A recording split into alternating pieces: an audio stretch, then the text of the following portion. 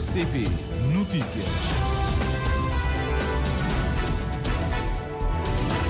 Sete da manhã em Cabo Verde está a começar o primeiro jornal, como sempre a abrir. Vamos conhecer os destaques desta edição. Jubileu dos Jovens Cabo-Verdianos 2024, de preparação à celebração dos 500 anos da Diocese de Cabo Verde em 2033. O jubileu é apresentado hoje pela cúpula da Igreja Católica.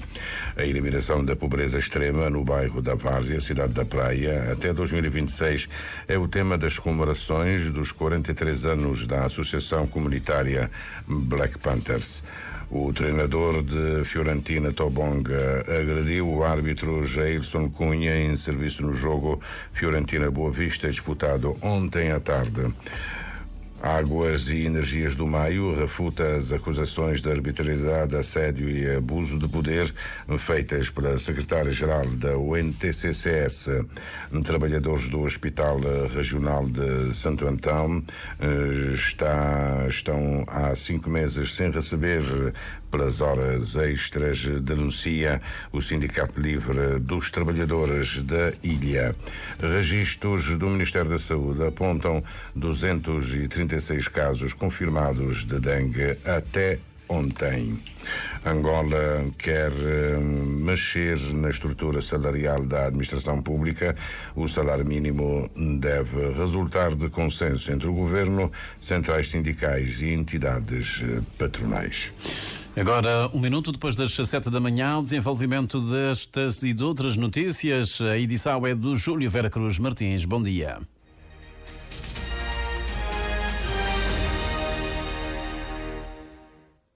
Votos renovados de bom dia, gratos pela preferência que nos dá. As forças israelitas estão a aumentar os ataques na faixa de Gaza e agora nas principais cidades da Cisjordânia ocupada, incluindo Jenin e Ramallah, sede da autoridade palestiniana de Mahmoud Abbas. Uma informação divulgada hoje de manhã pela agência de notícias oficial palestiniana Wafa e retomada pelo canal de televisão France 24. O presidente francês Emmanuel Macron pede ao primeiro-ministro israelita Netanyahu o estabelecimento de uma trégua duradoura. O Estado-Maior do Exército alerta para uma intensificação dos tiroteios ao longo da fronteira com o Líbano, um país a partir do qual opera o Hezbollah, movimento que, tal como o Hamas palestiniano, faz parte do eixo de resistência, um agrupamento de grupos armados próximos do Irão e hostil a Israel. A cidade da Praia acolhe de 4 a 12 de agosto a fase final do Jubileu dos Jovens Cabo-Verdianos 2024, que tem como objetivo central a preparação para a celebração dos 500 anos da Diocese de Santiago de Cabo Verde em 2033, um projeto que tem como gestor Pedro Moreira. Antes de mais, mobilizar os jovens cabo-verdianos, católicos, crentes, não crentes, para o projeto da celebração dos 500 anos. Isto é, os jovens iniciarão em 2024 a sua caminhada para o Jubileu de 2033. Tem 2 fases. Uma primeira fase que vai de janeiro até julho, onde os jovens irão refletir sobre vários temas, discutir vários temas, no sentido de entenderem bem os propósitos, os objetivos, as atividades que vão acontecer até 2033 e que interessam especialmente aos jovens. Pedro Moreira projeta que os 7 meses de atividades podem mobilizar mais de 50 mil jovens. A Semana Central final na cidade da Praia, de 8 a 12 de agosto, envolve a participação de mais de 20 mil jovens. Há 3 aspectos que o Papa Francisco tem tratado e que faziam parte agora da Jornada da Juventude que nós retomamos. A questão da reconciliação, a questão da ecologia integral e outras questões que o Papa Francisco tem, que são pontos fortes do magistério do Papa Francisco. Os jovens terão de debater isso, a discutir isso entre si e com os adultos. Na verdade, o jubileu é feito em forma de um itinerário. Vai começar agora no dia 7, em Santa Catarina, interior de Santiago. Depois, cada mês do ano, cada um dos 7 meses, vai ter atividades centrais numa das ilhas de Cabo Verde e no mês de junho está na diáspora cabo-verdiana. O jubileu acontece também de forma descentralizada durante os 7 meses e no mês de agosto, naquela semana de 4 a 11 a 12, estará aqui na cidade da Praia de uma forma central, mas antes disso, de 4 a 7, vai ser nas paróquias do interior de Santiago outra vez. O Jubileu dos Jovens Cabo-Verdianos 2024, revela Pedro Moreira, vai contar com o apoio de 1000 voluntários. Para que tudo decorra bem como planificado naquela semana central, que vai exigir muito dos experiências, do jovem, da organização, para que tudo aconteça da melhor forma possível. A primeira modalidade de alojamento é nas famílias dos locais dos eventos. Um pouco como acontece nas Jornadas Mundiais de Juventude, quer dizer, o Jubileu usa a matriz da Jornada Mundial de Juventude. As famílias são o primeiro porto de acolhimento dos jovens. Depois haverá os alojamentos tradicionais, né? Desde escolas e outras infraestruturas que a Igreja, o Estado, a sociedade civil colocará à disposição dos jovens para esses eventos. O Jubileu dos Jovens Cabo-Verdianos 2024 tem como tema animados pela gratidão e guiados pela esperança. Os meandros e o objetivo do Jubileu vão ser anunciados hoje de manhã em conferência de imprensa pelo Bispo de Santiago, Cardeal Dom Orlindo Furtado, e pelo Domindelo Dom Hildo Fortes. A eliminação da pobreza extrema no bairro da Várzea, cidade da Praia, até 2026, é o tema central das comemorações dos 43 anos da Associação Comunitária Black Panthers no dia 31 próximo. O presidente da organização, Alcides Amarante, garante que até julho do próximo ano vai entregar um plano de ação ao governo. Reportagem da jornalista Nani Vaz. Emprego jovem, melhor qualidade de vida para os idosos e crianças são alguns tópicos que vão constar desse plano de ação para a eliminação da pobreza extrema. Plano esse que, segundo o presidente da Associação Black Panthers, se encontra na fase de elaboração. Neste momento ainda não temos, digamos, todo o plano feito, porque, como deve imaginar, é um trabalho que leva o seu tempo e tem que ser um trabalho também de pesquisa rigorosa aqui na comunidade. Tendemos a ir ao encontro daquelas famílias que, na verdade, estão a viver uma situação difícil. Vamos ter muito cuidado na seleção das famílias, mas devo pensar que o nosso plano vai visar fundamentalmente para os jovens. Temos aqui muitos jovens em situação de desemprego aqui na comunidade da Várzea, muitos idosos também em situação de pobreza, mas também temos a nossa atenção voltada para a infância, porque aqui ainda há muito trabalho a fazer. Alcides Amarante estima o apoio de todos, inclusive dos imigrantes da zona que se encontram de férias no país. Vamos aproveitar precisamente para ter um encontro com esses imigrantes e ver até que ponto também podem colaborar, porque nós estamos a falar da eliminação da pobreza, mas obviamente temos que unir não só voz e trabalhar, porque não vamos parar só que o governo, temos uma excelente relação também, o governo tem feito o possível, a Câmara também o possível, mas ainda falta muito mais. Por isso que o nosso lema é juntos, porque não acredito que o governo sozinho, a Câmara sozinha vai combater esse mal. Finais de julho de 2024 é o time para que Black Panthers apresente ao governo o citado plano. Em final de julho vamos entregar precisamente o plano, portanto, ao governo, vamos pedir um encontro com o governo, apresentar também a nossa preocupação e a forma como nós gostaríamos que esse plano, portanto, fosse implementado. E, obviamente que cabe a cada associação, comunidade onde está a trabalhar em articulação e ver também quais são as prioridades para que, efetivamente, quando chegarmos ao 2026, estejamos em condições melhores. Eliminar a pobreza extrema na Várzea é o tema central das atividades comemorativas do 43º aniversário da Associação Black Panthers, que tiveram início desde o início deste mês. O ponto alto dessas celebrações acontece hoje, com uma tarde cultural e entrega de troféus aos vencedores de alguns torneios realizados durante esses dias. Black Panthers, que completa mais um aniversário da sua fundação no próximo dia 31 de dezembro. O treinador do Fiorentina, Tobonga, agrediu o árbitro Jailson Cunha em serviço no jogo Fiorentina-Boa Vista, disputado ontem à tarde, a abrir a 7ª jornada do Campeonato de Futebol de Santiago Sul. O jogo suspenso ao intervalo, justamente devido à agressão descrita pela delegada do jogo, Vani Gomes. O que passa é que um treinador a modo esse temperamento sempre explosivo, então não lance normal entre dois jogadores, se mas no jogo, e começa a mandar line box. Ele hoje é um lance na a ver, nesse ponto, mas só que line hoje na a ver também, começa a trocar que é boca de companheiro depois e começa a ameaçar nos assistentes. Então, nós assistentes tivemos chamar o árbitro bem, e fala com o árbitro bem daquela expulsão, do cartão. Depois daquele cartão, o árbitro dirige para continuar o jogo e agride o árbitro com um soco na cara. Com o soco na cara, o árbitro vira e torna o árbitro. Mas de lá houve aquele troca de coisa bem entra, bem tá gel. Mas aquele, essa fazer de abuso, é que a primeira vez, para mover de ameaçar a mim como delegado, de bafatada, e tem aquele poder para mover a família autoridade. Bom, autoridade, é para jogar alguém, é para ficar agredir alguém de aquela maneira lá. O caso está na Polícia Nacional e vai ao Conselho de Disciplina da Associação Regional de Futebol para análise e medidas. Tobonga, treinador de Fiorentina, é militar. Jailson Cunha, árbitro, é guarda prisional. Todos os detalhes no Jornal do Desporto às 8 com Bem-vindo Neves. O presidente do Conselho de Administração da Águas e Energias do Maio refuta as acusações de arbitrariedade, assédio e abuso do poder feitas pela secretária-geral da UNTCCS, Vital Tavares. Diz mesmo que está disponível para um encontro com Joaquim Almeida e desfazer equívocos. José Carlos Varela.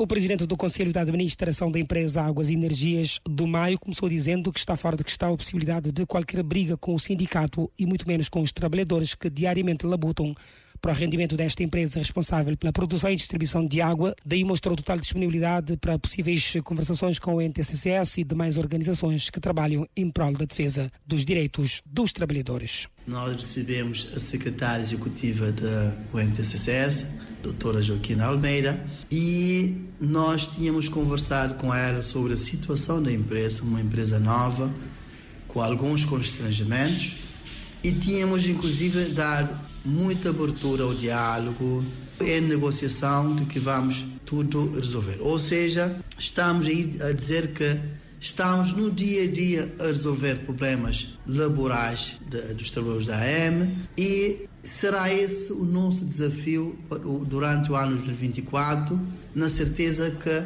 vamos lá chegar, ou seja, ver algumas irregularidades ou algumas anomalias reinantes aí ficassem todas resolvidas. Vital Tavares diz que desde a sua chegada há cerca de 9 meses tem pautado sempre pelo diálogo com todos os trabalhadores, independentemente da função. Nós temos inaugurado um relacionamento de diálogo, de franqueza, bom com os trabalhadores, mas veja, estamos a passar da lógica de um serviço público em que o comportamento dos trabalhadores não é do serviço público para passar para a lógica de uma sociedade anónima, lógica de uma empresa não comparticipada pelo Estado, uma empresa funcionando puramente da lógica de uma sociedade anónima. Pelo que é necessário mudança de comportamento. Além do diálogo, o nosso entrevistado deixou bem claro que o que tem feito até agora não é nada mais, nada menos do que agir no estrito cumprimento da lei. Eu, desde que vim cá, fiz a questão de conhecer todos os instrumentos de gestão dos recursos humanos da empresa e também o Código Laboral e outros instrumentos. Eu tenho pautado no estrito cumprimento da lei. Ou seja, cada um tem os seus deveres, os deveres têm de ser cumpridos, mas os direitos também vão ser salvaguardados. E quanto às horas extraordinárias e trabalhos por turno, o PCA da empresa garantiu que todos são pagos no final de cada mês e desafiou qualquer colaborador a provar o contrário. Um grupo de trabalhadores do Hospital Regional de Santo Antão está há 5 meses sem receber pelas horas extras. A denúncia é feita pelo secretário permanente do Sindicato Livre dos Trabalhadores da Ilha, Carlos Bartolomeu. Explica que os trabalhadores, Teresa Pinto, são contratados pelo Ministério da Saúde. O Sindicato Livre dos Trabalhadores de Santo Antão vem a público falar da situação do não pagamento de horas extras a alguns funcionários. Dessa vez, o problema afeta um grupo de trabalhadores do Hospital Regional de Santo Antão, conforme explica o secretário permanente do Sindicato Livre dos Trabalhadores de Santo Antão. Cerca de 5 meses, um grupo de dezena e tal de trabalhadores ligado ao Hospital Regional de Santo Antão, que cerca de 5 meses de vela em atraso, ou seja, foi pagado as velas devido de forma intercalar, onde é que alguns meses vai ficar sem ser pagado. Nós não temos de intervir, temos a forma de resolver a situação, mas nunca tem tido aquele feedback que não estava a esperar, que é de resolver problemas de trabalhadores, nesse caso, que é profissionais de saúde, e que estou um bocado preocupado porque eles têm responsabilidades socio-familiares que eles têm que responsabilizar. Carlos Bartolomeu diz ainda que, não obstante a todas as negociações e muitos apelos, o problema continua por resolver. O líder sindical chama então a atenção do Ministério da Saúde sobre este problema, com impacto grande na vida dos trabalhadores. Nós já não tentamos, de alguma forma, encontrar uma direção do hospital e tentar espiar a forma de resolver a situação. No entanto, foi nos comunicado e confirmado que a situação existe, só que eles têm tentado fazer comunicação também por parte da direção do hospital junto do Ministério de Saúde ao nível central, que tem tido aquele feedback no sentido de resolver a situação. A situação é de veras preocupante e onde é que o sindicato, de alguma forma, o Sindicato Livre Trabalhador de Santo Antão, está sentindo um bocado preocupado, tendo em conta que a preocupação estiver em conta e que há trabalhadores, nesse caso, nós como seus representantes. O secretário permanente do Sindicato Livre dos Trabalhadores de Santo Antão apela então ao Ministério da Saúde a atender a essas reivindicações e resolver esses problemas para o bem dos trabalhadores. Os registros do Ministério da Saúde apontam 236 casos confirmados de dengue até ontem, notificados 487 casos suspeitos a nível nacional. Os números constam do último boletim epidemiológico, como confirma a diretora nacional da Saúde, Ângela Gomes. Tivemos um registro de 2 casos novos, suspeitos, e 2 confirmados. Mas a nível nacional já totalizamos 487 casos notificados, suspeitos, entre eles 236 confirmados.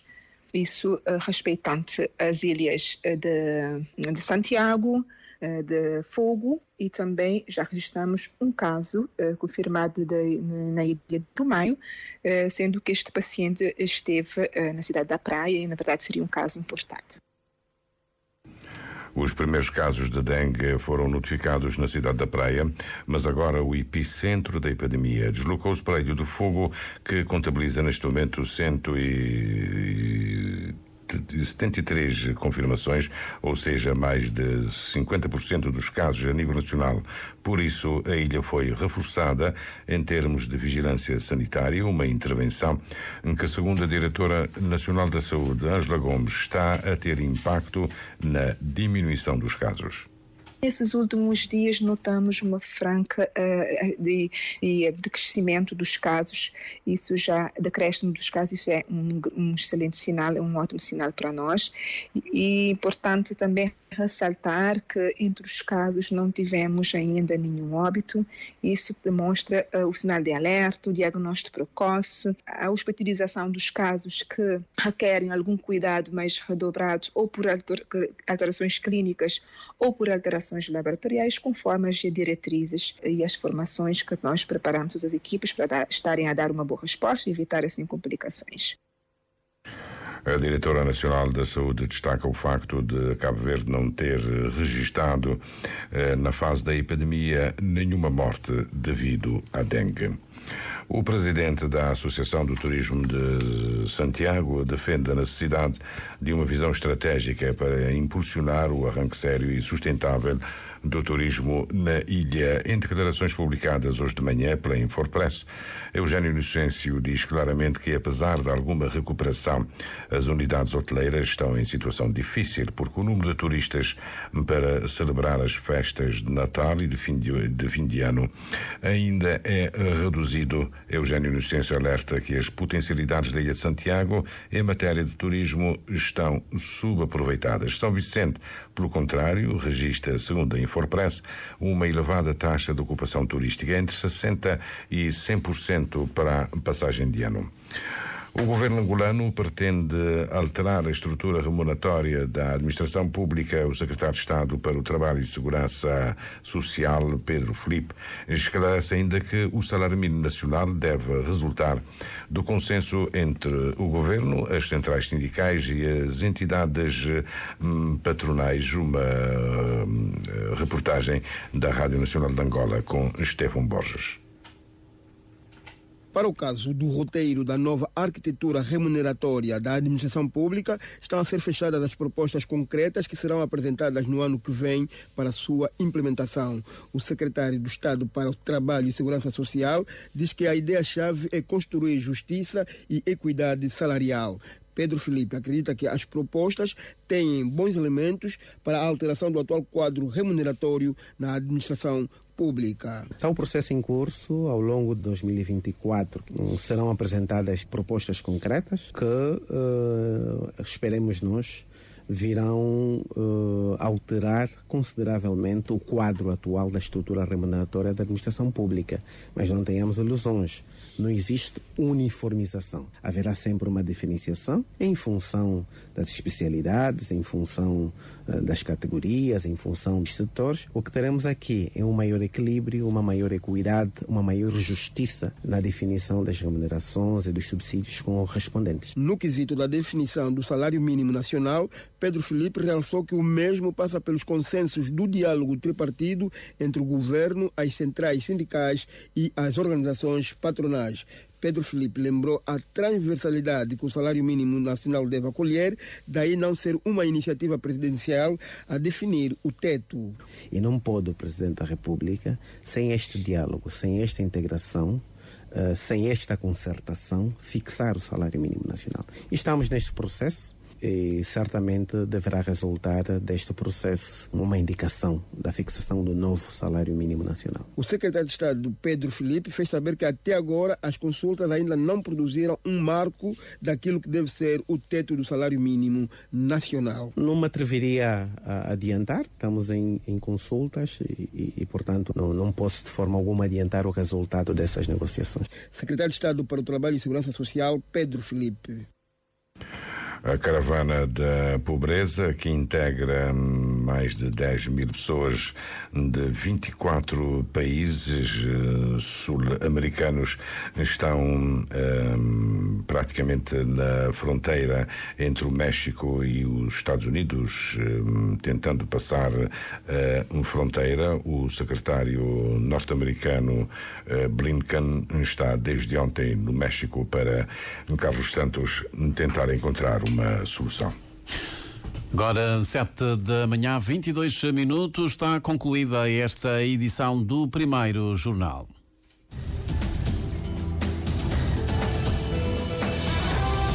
Mais informações em www.rtc.cv